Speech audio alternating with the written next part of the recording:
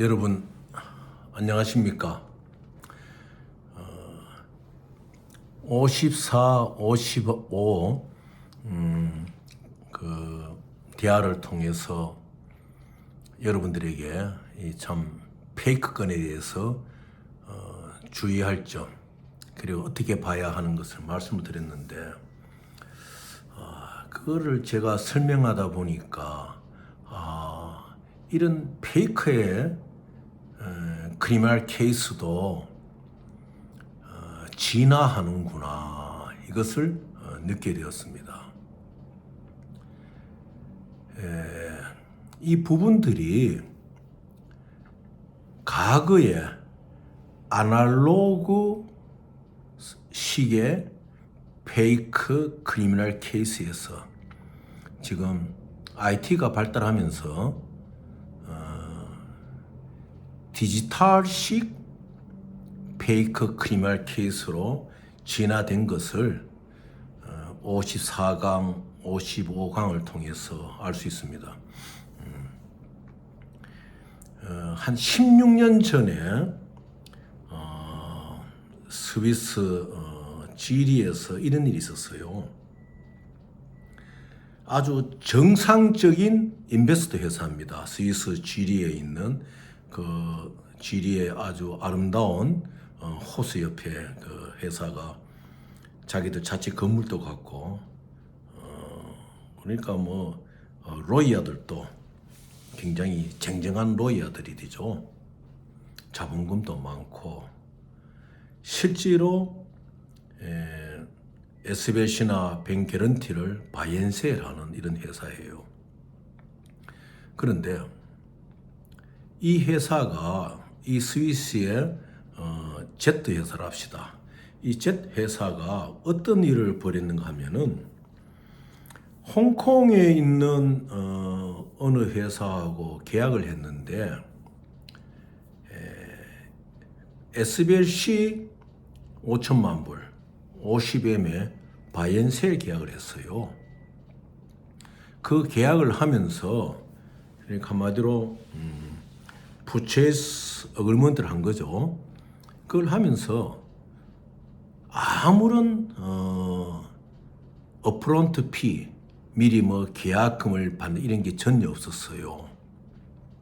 그리고 계약을 하고는 자기들이 보유하고 있는 회사가 갖고 있는 5천만 불의 그 본드를, SBLC 밑에 있는 본드를 홍콩 회사에게 양도를 합니다.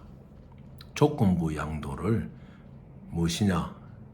홍콩의 회사가 이 5천만 불을 갖고 있는 스위스 회사의 주식 51%를 갖는 것이죠. 그리고 홍콩 회사 이름으로 이 5천만 불 본드가 가는 것이 아니고, 홍콩 회사가 5천만 불 본드를 갖고 있는 회사의 주식을 51% 보유한 입장에서 시그네이처, 본드로 움직일 수 있는, 의사 결정을 할 수 있는 시그네이처가 되는 것이죠. 우리나라는 통장에 인감을 찍는다든지 법인 인감을 찍는 이렇게 하지만, 외국은 다 그 오너가 사인하는 거 아닙니까? 어떤 경우에는 파이낸싱 디렉터나 제네럴 디렉터가 시그네이처 위임을 받아가지고 그 회사의 계좌에 사인을 하고 이제 그렇게도 합니다. 그래서 스위스의 Z 회사가 이제 홍콩 회사에게 50M의 본드를 갖고 있는 회사에 대한 주식을 양도해 줍니다. 51%를. 그럼 홍콩 회사는 기분이 좋죠. 이 뱅게런티를 딱 체크해 보면은 ISN 넘버, QC 넘버, 그 다음에 모든 그 유로클리어 스크린의 법률적인, 합법적인 내용들이 다 들어가 있으니까 진짜 본드죠. 그리고 아주 좋은 은행, 스위스의 좋은 은행의 본드니까 현금화가 바로 되고, 자기의 프로젝트에 또 쓸 수도 있고, 또 또 자기들이 SBLC를 원한다면 바로 SBLC로 전환시킬 수가 있는 것이죠. 그래서 사인을 다 하고 이제 51% 주식을 다 받았습니다. 받았죠. 조건부로 받은 거예요. 그 다음에 이제 무슨 일이 있느냐 하면은 이 스위스의 캐피탈 회사가 자 사인하러 오라. 그래서 네가 사인을 이제 행세하고 여기에서 이 본드를 너가 사용하고 싶다면 모니타이즈를 하고 싶으면 홍콩으로 가져가든지 사인을 하러 오라 이렇게 이제 통보를 합니다. 그러면서 너희 회사 갖고 있는 6개월간의 회사에 관한 자금 이동이라든지 회사의 거래 실적을 좀 가져오너라 이제 이렇게 이제 이야기를 하는 거예요.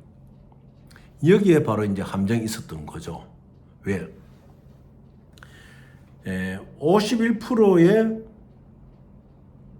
주식을 받고 난 뒤에 그 다음에 주식에 대한 보증금으로 30만 유로를 이제 홍콩 회사에서 이 스위스 지리 회사로 보냅니다. 캐피탈로. 그러면 이 캐피탈은 30만 유로를 받은 거예요. 받고 홍콩의 회사는 스위스 회사에 5천만 불 본드가 있는 회사에 모든 자금권을 행사할 수 있는 시그네이처 입장이 선 거예요. 그래서 홍콩 회사로서는 뭐 상당한 그 이익이 있는 거죠. 그런데 이 홍콩 회사가 그 어그리먼트를 할 때 못 본 게 있었어요. 무엇이냐? 이 본드를 움직이기 위해서 시그네이처를 하기 전에 본드를 차지드, 그래 관리하는 거죠. 관리하는 회사의 크레딧 승인을 받아야 된다. 그러니까 이제 그 당시에 슈즈, 크레딧 슈즈에 있었으니까 크레딧 슈즈의 뱅크의 승인을 받아야 됩니다. 아주 그냥 뭐 사인하러 가가지고 지리 그 좋은 호숫가에서 그 잘 구운 고기하고 포도주도 마시면서 뭐 이래 움직이다 보니 이 사람들이 아주 그 방심을 했던 거예요. 그리고 뭐 그냥 아무런 업프론트 피 미리 돈을 받는 것도 없이 5천만 불에 본드로 움직일 수 있는 권한을 주니까 얼마나 좋습니까? 또 얼마나 즐겁고 좋은 대화가 오고 갔겠어요. 그래서 51%가 다 넘어오고 법적으로 모든 게 다 넘어왔을 때 30만 유로 주식 보증금을 이제 보낸 거죠. 유로를. 그 당시에 2006년도, 2007년도에는 그 뭐 굉장히 홍콩 달러도 약할 때거든요. 달러에 비해서. 이제 그런데 자, 그래서 이 회사는 홍콩 회사는 아무렇지 않게 생각했어요. 그거를 이렇게 페이버를 잘 베푸는 회사니까 있는 그대로 자기들의 발안 시트하고 이런 걸 보냈는 거예요. 자, 그 다음에 어떤 일이 벌어졌느냐? 스위스의 그 캐피탈 회사가 연락이 왔는 거예요. 너희들이 나를 속였다. 너희들은 5천만 불 본드를 가져갈 수 있는 크레딧 슈즈의 은행 4개에 맞지 않는 회사면서 왜 이 5천만 불 본드를 갖고 있는 이 제트 회사의 주식을 51% 소유하고 그렇게 하느냐? 이제 손해배상을 도리어 요구하는 거예요. 왜? 크레딧 슈즈가 너희 회사를 인정하지 않으니까 우리는 니한테 50% 주식을 주고 이것을 활용하라고 했는데 못하니까 우리는 우리대로 크레딧이 날아가지 않았느냐. 참 이거 적반하장 이야기죠. 이게 바로 국제금융 마피아 회사가 하는 스타일이에요. 그래서 이 분쟁에 제가 개입을 해가 이것을 이제 해결해 준 적이 있는데 이렇게 꼼짝없이 당한 거죠. 홍콩 회사가. 법률적으로 이 회사는 확실하게 모든 레포트를 다 갖춘 거예요. 그것이 과거 16년 전에 아날로그 시대의 금융 마피아들이 하는 행동이에요. 자, 그러면 어제하고 그저께 걸쳐가지고 54강, 55강에 보면은 처음에는 세강 관련 한국의 엘모시, 그 다음에 원래는 뭐 동북아시아 금융 허브로 만든다고 하면서 또 당한 K모시, 이분들이 당한 공통점이 뭐냐? 디지털이에요. 딱 스크린을 딱 놓고 보면은 이분들이 앉잖아요. 앉으면은 어제 말씀드렸죠. 웹사이트는 똑같은 거예요. 딱 앉으면 거기에 뜹니다. 트랜잭션 코드가 뜨면서 내용이 나와요. 자, 이제 2차를 시작합니다. 2차를 시작하려고 하니까 당신의 어카운트에 얼마까지 바란스가 있어야 됩니다. 크레딧을 올려주세요. 이렇게. 그러면서 크레딧을 올릴 어카운트는 여기입니다 하면서 그 이제 스크린에 뜨는 거예요. 그러면 K모씨는 하는 거죠. 인터넷 뱅킹을 거기에 나타나 있는 리시빙 어카운트의 뱅크 코디네이터로 돈을 보냅니다. 그러면은 저쪽에서 네, 잘 받았습니다. 이렇게 하고 난 뒤에 안에서 정리해서 몇 월 며칠 몇 시까지 약속된 얼마의 펀딩을 액티브 시키겠습니다. 이렇게 레코드가 다 나옵니다. 자, 그러면 하루 지나 그날 씨가 또 이제 확인을 하지 않습니까? 하면은 레코드가 뭐가 나오느냐? 당신 회사의 실적과 또 뭐 과거에 뭐 연체가 된 게 어떻고 조사도 잘해요. 저쪽에서는. 그것 때문에 크레딧이 더 필요합니다. 그래서 막 끌려 들어가는 거예요. 근데 문제는 뭐냐? 그 스크린이 뱅크 스크린도 아니고 그 스크린의 말을 듣고 돈을 인터넷 뱅킹하는 그 자체가 잘못된 거죠. 모르니까. 근데 그렇게 했던 분들이 왜 그만두지 못하느냐? 자기의 자금을 1차에 다 쓰고 난 뒤에는 이제 이 방송을 들으면 깨달을 거 아닙니까? 깨닫지 못하고 조금만 더 크레딧을 올려주면은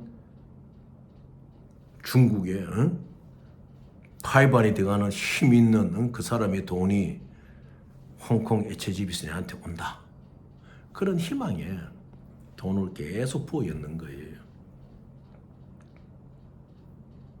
그럼 자기 돈 다 썼죠.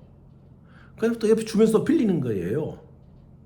그러면은 이 사실이 잘못된 것을 알았을 때 상대하고 투쟁을 시작해야 되는데 시작하지 않고 막연하게 된다는 희망 속에 옆에 돈을 자꾸 끌어넣고 되어서 꼼짝할 수 없는 이제 함정에 빠지는 게 되는 것입니다.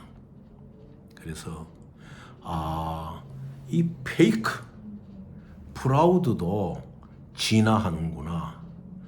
과거에 16년 전에 스위스의 금융 캐피탈 마피아들이 쓰던 방식이 그 레터 방식 아닙니까? 먼저 5천만 불 본드를 갖고 있는 회사에 주식을 먼저 줍니다.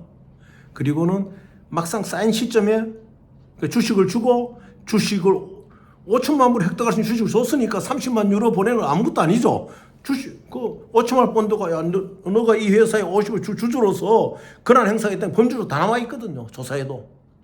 그리고 5천만 본드가 정확한 거고. 그래서 30만 유로를 보낸 거예요. 그런데 막상 시그널이 차기 전에 어그리먼트의 작은 글씨로 홍콩 회사에 크레딧 체크하는 것을 5천만 본드를 차지도 하고 있는 관리하고 있는 은행에서 규정을 정한 게 딱 있는 거예요. 거기 딱 걸려버리는 거예요. 도리어 거꾸로 보상을 해줘야 돼요. 그 스위스 금융 마피아들한테. 참 기막힌 사연이죠. 그래서 이러한 내용을 정확히 알고 계셔야 돼요. 첫째, 뱅크 스크린, 뱅크가 보는 뱅크 스크린 외에는 여러분들 앞에 온갖 스크린 갖다 놓고 하더라도 믿지 마세요. 특히 우리나라에 지금 비트코인하고 머니 트랜스퍼를 합성화시켜서 지금 하고 있는 데가 있지 않습니까? 그거 언젠간 터져버려요. 그래서 이게 참 아날로그에서 IT, 디지털 쪽으로 이 페이크 스토리가 이제 진화되었다. 그래서 여러분들 굉장히 주의하셔야 됩니다. 그래서 생소한 부분, 그리고 허욕이 앞서 버리면은 생소한 부분 앞에서 눈이 가려져 버리거든요. 그래서 이러한 부분에 대해서 대처할 수 있도록 여러분들이 상당히 신경을 쓰셔야 됩니다. 좀 더 정리해서 내일 이 부분에 대해서 좀 여러분들에게 더 도움이 되는 말씀을 드리도록 하고, 또 스크린 슈트 때문에 지금 고생한 분들이 많아요. 그 부분도 제가 설명을 드리고, 미국에 본사를 둔 어떤 회사가 한국에 와서 지금 여러 가지 뱅크 인스트루먼트의 페이크 페이퍼로서 사회를 혼란시키고 이런 부분도 말씀을 드리고, 여기 어떻게 대처해 나가야 되느냐, 이렇게 한번 우리 같이 연구를 하면서 이 나라를 정말 국제금융의 청정지역으로 만들므로써 우리가 한번 뜻한 바 어떠한 그러한 계획을 이룰 수 있는 나라로 만들어 봅시다. 감사합니다, 여러분.